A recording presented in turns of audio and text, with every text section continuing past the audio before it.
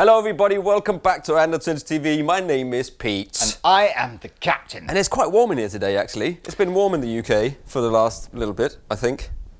I'm alright up here, got my t-shirt on. Yeah, it's a bit warmer down here. I don't know why, but it just, I left my jumper on. I think it's that woolly hat that you're wearing. Oh no, actually that's just your hair, sorry. Yeah, it was that woolly hat, but look at it, I've got a little curl going on here. And this, look, I like it. Look at this. Look. I like it. Does your hair go curly if it goes super long? No, it's well, it's wavy. It's because it's thick. I'll be honest with you, locks. These headphones are actually saving the day because the strap is keeping the enormous bouffant down. Anyway, Pete. I've got little ear dots in there. What are we jamaging through check today? This out. So, we've got the DSM Humboldt Electronics Simplifier. Easy for you to say. 0-watt stereo guitar amp.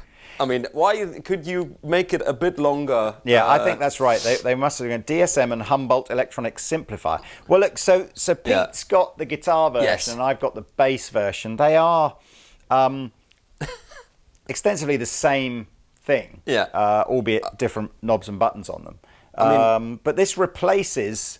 This is your guitar amp, essentially. So yeah, it's essentially what you have, like I have right now, is an overdrive pedal that goes into the simplifier, and then the simplifier's got an effects loop where I'm running what is essentially loads of pedals, tremolo, chorus from the TC plethora. You know, this could have been all your modulation and delays effects, but I just chose to use this little thing because it's quite easy and, you know, I didn't have to have too many cables up and stuff up here.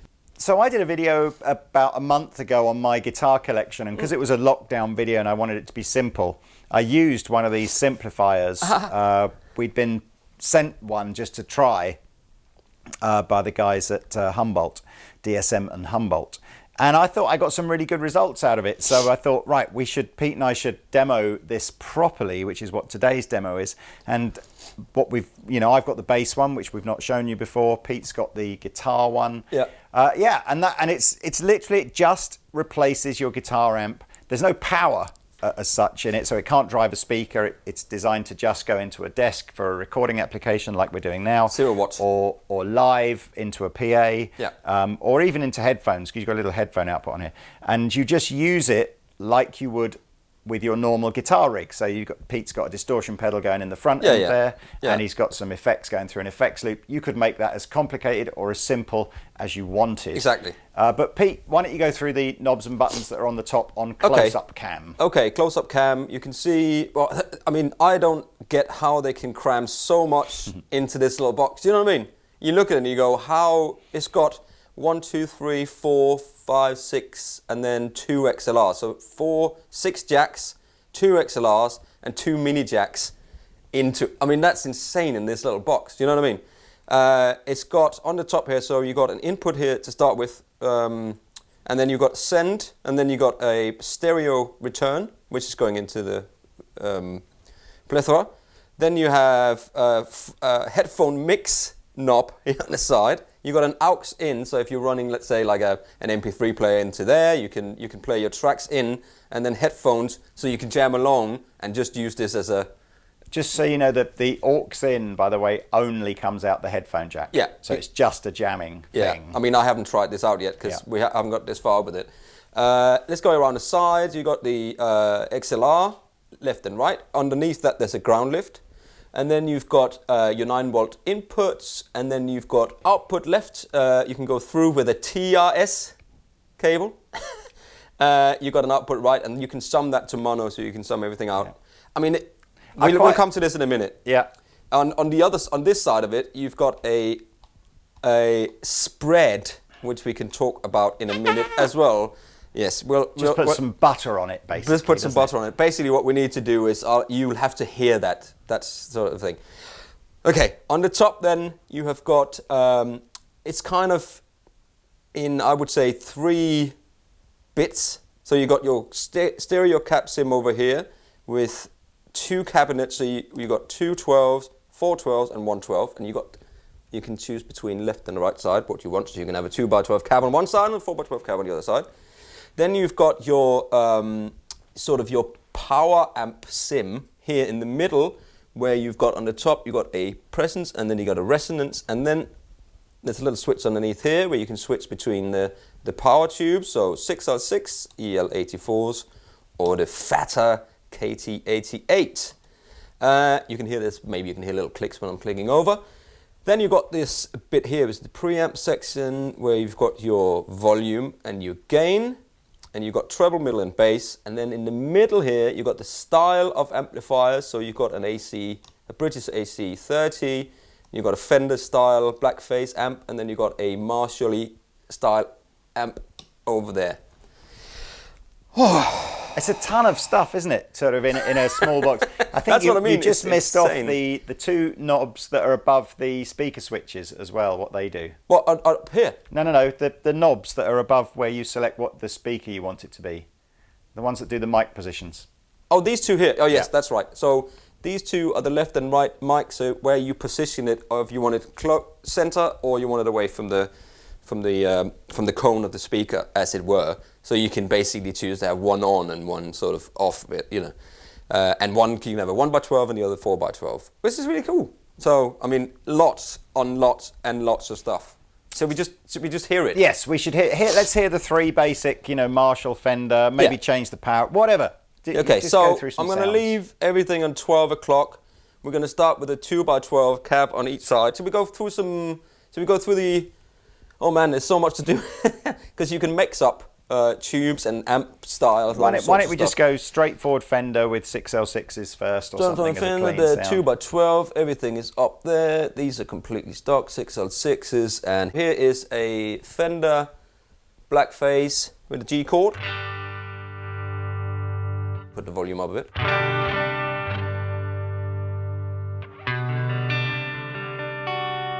Just to say, the reverb is coming from the plethora because this doesn't have any reverbs or room effects or anything in it, so it's just pure. We should also mention it's completely analog, the simplifier. Yeah, completely analog. So there's that. We probably should have mentioned that almost makes it. That's almost its unique selling point, as so many other brands. If you look at things like perhaps Strymon Iridium, which is sort of similar to this. What else is similar to this? I suppose, lots of multi-effects units which will have, guitar amp simulation and all that kind of stuff in there. But it's all digital. And even Lotus, IR Lotus, they're the same thing. The little Moore thing. School. Yeah, this is old school. This is all analog. So, and that's why it's amazing they crammed all this stuff into it, right? So, that's no reverb. But that's a bit boring. Yeah, put the reverb.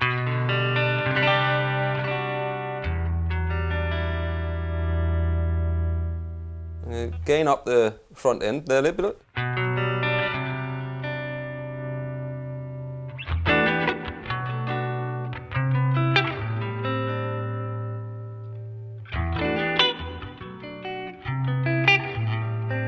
I mean, that sounds great. Doesn't it? It sounds great. And I haven't touched the treble or the bass. Let's just noodle with the treble.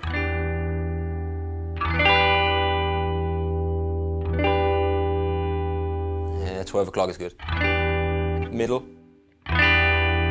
Oh, that definitely adds the mid.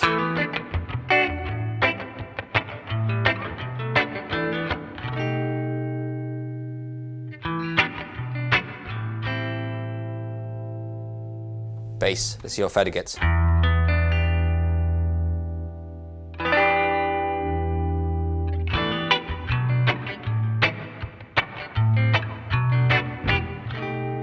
Ah, you want to jam along. Okay, let's try. So let's leave it there, and then try to go on the British AC30 circuit. Have you changed the power amp section now? Because that would be more. No, yeah, you. EL84. Yeah, but you can. But this is the cool thing. You don't have to. You don't have to. You can just go. You know, you can. Yes, I can go EL84 with that. Actually, let's just pop back here and then see what the resonance and the presence do before we start swinging around in the.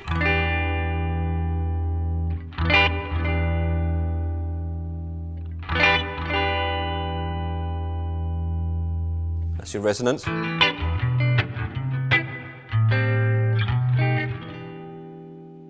It does so much. I like it resonance up high there.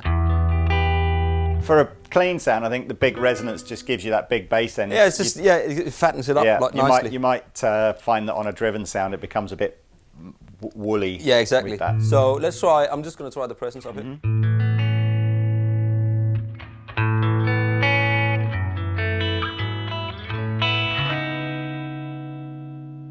All the way down.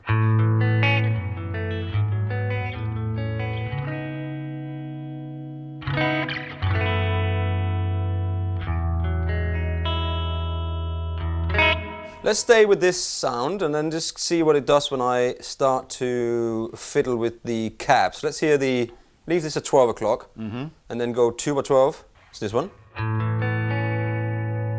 4 by 12 on both. It's big sound, isn't it? Yeah, I'll probably take the resonance down a bit on that one. And then 112.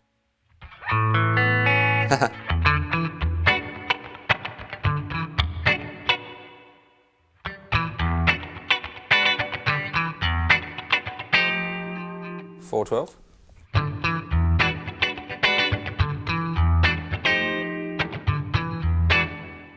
What happens if you have a blend? Then maybe make the 112. Yeah, so I can make 112 and a 412. So you can hear. Let's try a 212 and a 112.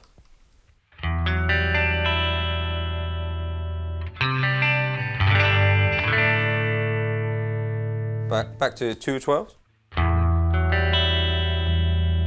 212 and a 412.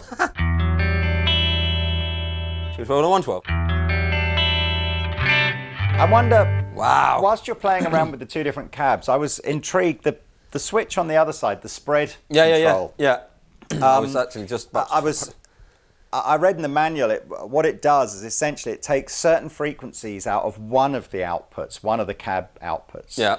And slightly adjusts the phasing. So you essentially you have two cabs, and I suppose the idea is it's a little bit more realistic in the sense of it just separates the way in which the signal comes out of the two cabs, just to give you a slight more realistic approach of having two cabs in a room rather than two cabs that are so perfectly aligned that they're moving backwards and forwards completely simultaneously. And even though you might be running this in a mono mode, it's supposed to try and sort of fatten it up a bit. So maybe we can just hear with and without. Okay. Is it margarine or is it butter? The spread. You can't believe it's not butter. I can't believe it's not butter. Yeah, exactly. Amazing. Let me go. So both 212s are here. So and then spread it. You can definitely hear the phasing difference there. Yeah. And then unspread it.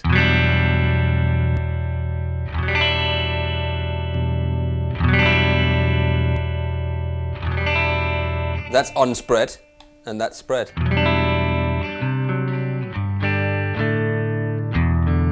That's spread, and unspread. It's almost like a fake. It's like a pseudo stereo effect, isn't it? It's like it's a not loudness stereo. control. It just, the spread seems to have a bit more bass and a bit less mid-range, I think. Yeah, I prefer it off, I think. Maybe it's a different thing when you're running out of the headphone socket, maybe. For me, that's off and that's on. I like it on. Oh, they...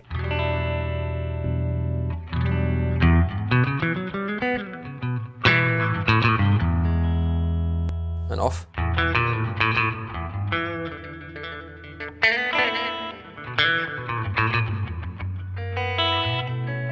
They've nailed that Fender sound. In my headphones, I think that's It nailed sounds great, on. doesn't it? It sounds What if you absolutely a great. little bit of Dane, just like a little bit in the front end? Oh, a little bit of Dane in the front end. Nobody says no to that.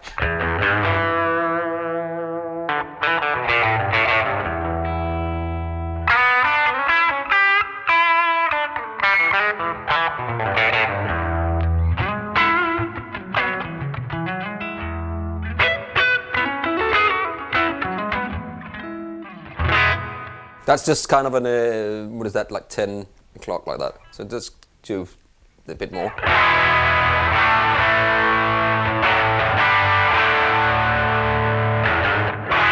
Let's try 2 12s, 4 12s. Bit fat, that, isn't it?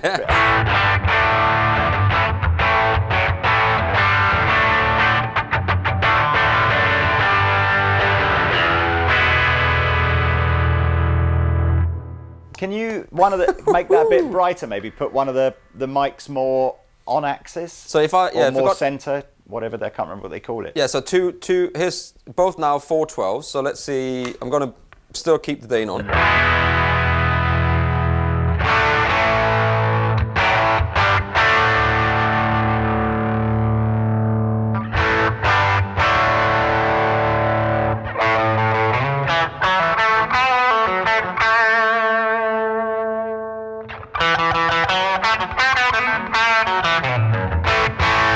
That's definitely both of them in the center. Right. And if you roll them off.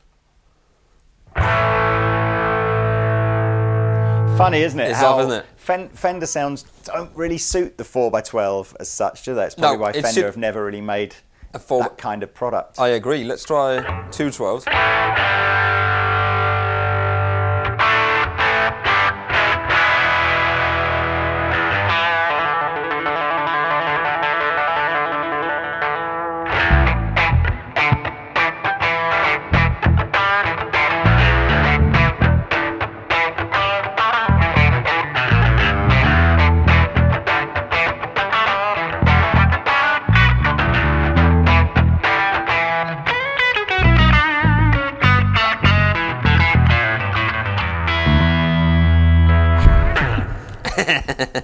Anyway, I might be having a little bit too much reverb on here, but anyway. What? It's not possible, is it? It is possible. Come on, let's try another preamp sound. Yes, let's try another preamp setting. Do you want an AC? Why not? That would be like 1 12s on each of them there, and EL. No, 2 12s. Well, it's up to you. Well, 2 12s, yeah. EL 34s. Have you not got 84s on there? You haven't got EL 84s? No, I got 34s. Ah, okay, so there isn't really it's not really a classic Vox power tube setting there, I suppose. Really EL 34s might be closest, I don't know. Yeah. That's all right, isn't Much it? more gritty, isn't it, than more the Fender? spanky, yeah.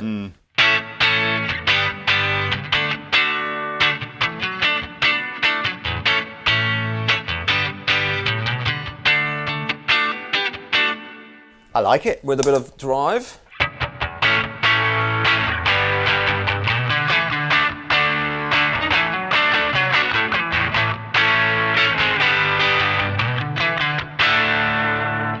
It smells nice. It smells nice. Let's try. Have you ever wondered what AC30 sounds like with a 4x12 and a 1x12 with KT88s in it? Here you go. It's a good sound.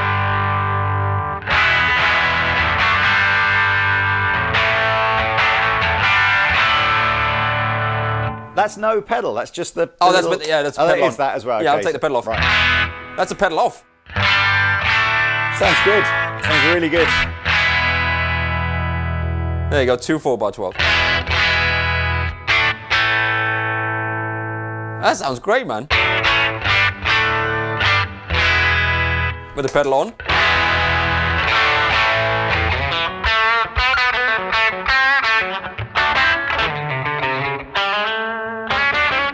You know, whilst you're just, you know, interestingly talking about that pedal on, pedal off kind of thing, one of the interesting ways output, wipe on, is you can run the two XLR outputs into your desk, and that will record with whatever you've got going on through the effects loop. Yeah. But you can simultaneously run one of the jack outputs, into your desk, and that won't have the effects loop on it. So you can essentially kind of try and reamp that with different effects on it if you want to, which I thought was kind of a cool feature. Yeah. Anyway, there's so much in this, as I said. Let's go Marshall. Stick it on the Marshall. I should say as well, Marshall, Fender and Vox are all trademark names, nothing to do with Humboldt, blah, blah, blah, blah, blah. No, exactly. So actually on here, what it actually says is something like... It says AC Brit, American and MS Brit. That's what we really mean, but you know. Yes, but you know what we're saying in it. Anyway, so here is the Marshall, the MS Brit, 4x12, everything on 12 there. What power amp's using? 84. 34s even. 34s. There's no 84s. No, you're right. We established that. It has to be 84s. More like a JCM. You can take the volume down and crank the gain, and it has got a little bit in there. Here we go. Not a lot.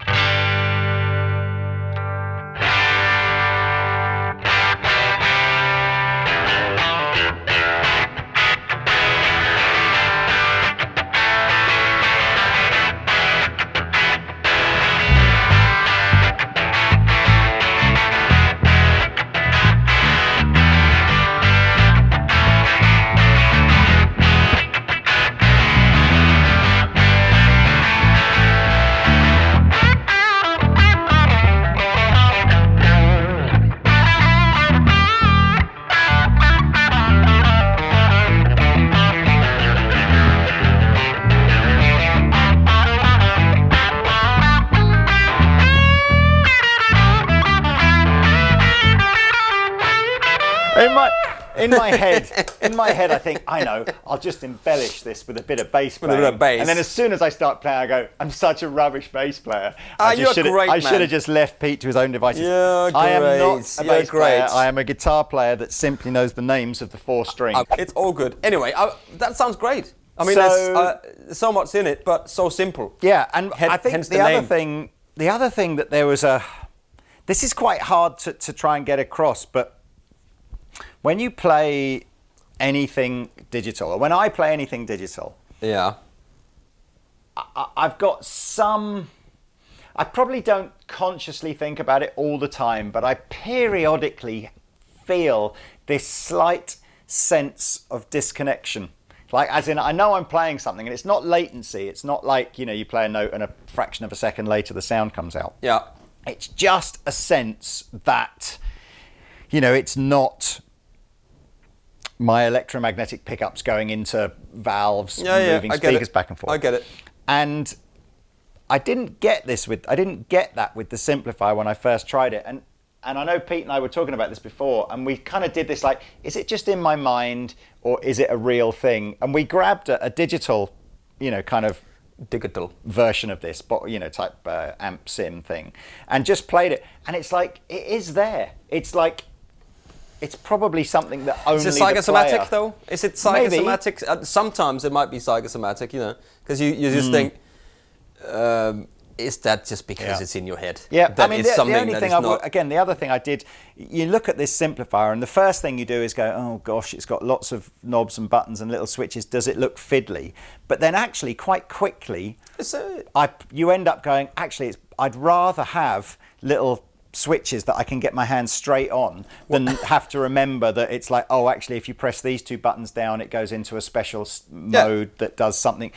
So I quite like how, you would have this underneath your pedal board somehow, and then so you don't have to touch it. So you just know that it's always set to this thing, and that comes out to the DI. Yeah, or you just have it. You just have it on your, on your next to your computer interface, and just into that, then into your sound card, and off you go. I mean, it's great. And how much are they? $2.99. It's not bad. The company's based out of Chile, which is kind of cool. It's where some of the... In fact, if you're watching people at Humboldt, DSM Humboldt, I think Chilean red wine is exceptionally good. And if you'd like to include a few bottles on your next shipment of the Simplifier, we won't say no. There we go. What's the capital of Chile? Is it Santiago? I think it is. Santiago. I've been to Santiago. It's a beautiful place. It's got a great name. I think I just know it from watching old kind of movies about pirates and stuff like that. I might be making that up. Well, anyway, talk to us about the bass one. Well, I mean, the bass one, I'm not a bass player. I'm just going to literally give you the quick run over. So I'm basically using the same setup as Pete. So bass straight into the Simplifier, the bass version of it. I've put a delay pedal through the effects loop for no reason other than to show you it's got an effects loop. It's actually got 2 effects loops. So very, very quickly going through this. The concept is you have one input for your bass, but it then splits that input into the preamp that goes through the pedal and also a parallel mode, which I believe just comes straight out. And then you've got an effects loop for the parallel mode and an effects loop for the preamp mode. You've got speaker simulation on here, just like you have on the guitar version of it. Although we've got here 4x10, 8x10, and a 1x15. We've got types of speaker, bright, modern, and warm. So we don't have this idea of 2 speakers. We just have 1 speaker output. We've got various EQs and filters and stuff. So I mean, I've got this on the middle of the neck pickup bass of this guitar. We got a 4x10. We've got an 8x10. And we've got a 1x15. All sounds like a bass to me. And then we've got bright speakers.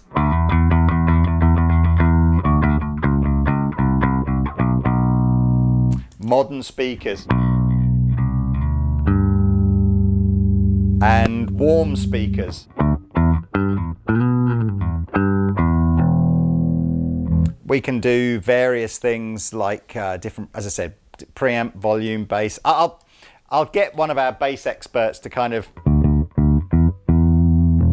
to go through this with you, but what else did it have in it? The same kind of concept again, that you had this idea that you could take a feed from the through and it would record a dry version of your sound. So if you wanted to reamp it, headphone socket, aux in. So it's the same basic concept as the one that Pete's using, but with controls that are more appropriate for bass. There are on the Humboldt website, I think there are sort of proper bass players doing little video demos of these. What have we got here with the...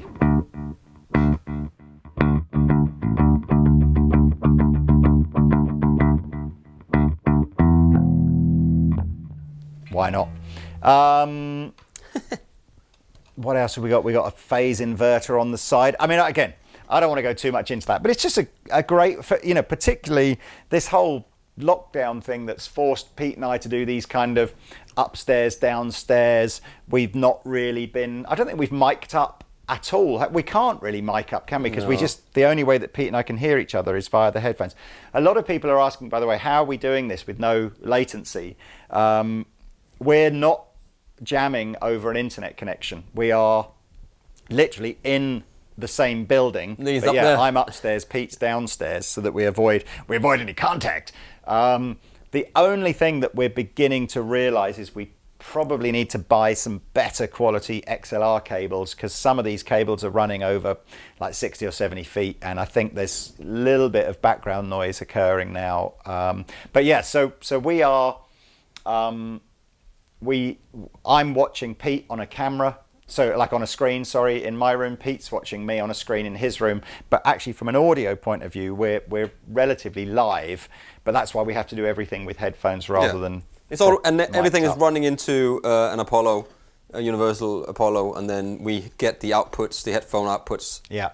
And then we can hear each other. That's how it goes. So that's basically it. There you go. They're £299 each. Obviously, you only need to buy one or the other, unless you play bass and guitar, and you need one of each. I mean, you could play. You could potentially play. If you're a guitar player, you could play some bass to the KT88s here, couldn't you? And a 1x12. And I'm kind of with Pete. I just think there are so many cool uses for this. Whether it sits at the very end of a pedal board and just gives you a way of saying to the sound man, "Here's my."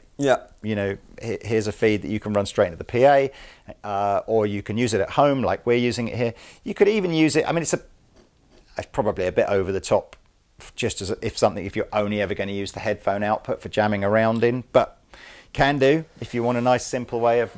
So again, there's no load box or something. This isn't designed to take your actual guitar amplifier or anything. It's designed to basically replace the need for you to have a guitar amplifier in your rig.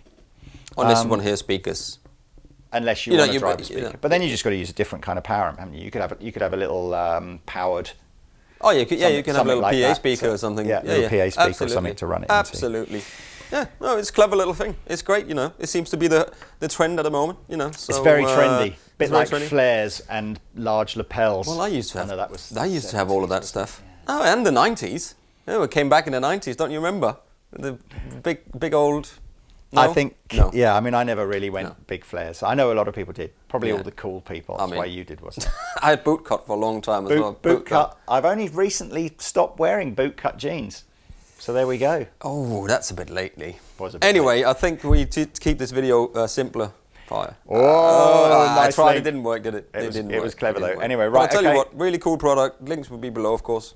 Yeah. I dig Chili, man. Yeah. I meant not that chilly as well, here today. By the way, people at DSM and Humboldt. I don't really quite understand. I think it's two separate companies. It is two separate companies.